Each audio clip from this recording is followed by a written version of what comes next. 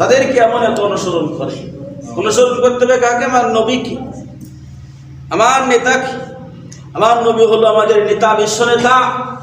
তাকে অনুকরণ করে আমরা চলবো।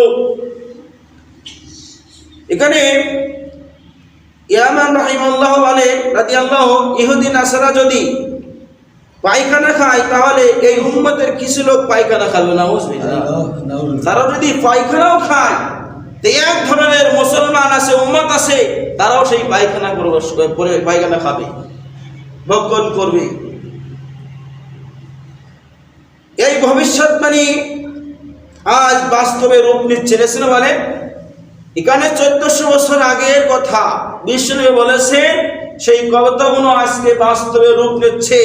আজকে 31st নাইট নামক এই জঘন্যতম খ্রিস্টানদের কীর্তি কালচার আমরা বিভিন্ন লাইটিং এর মাধ্যমে, বিভিন্ন গান বাজনার মাধ্যমে আমরা উদযাপন করছি। বসে না বলে, করি কিনা বলে, বিভিন্নভাবে আমরা উদযাপন করছি।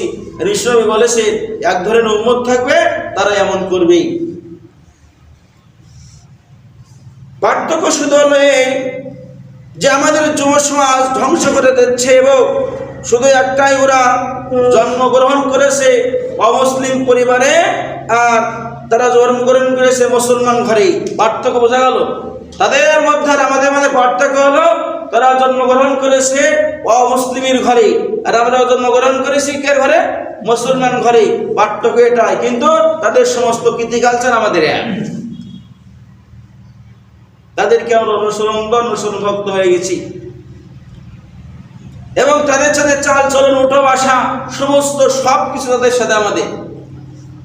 তাদেরকে আমরা এমন ভাবে গ্রহণ করে নিয়েছি, তারা যা বলছে আমরা তাই বিশ্বাস করছি,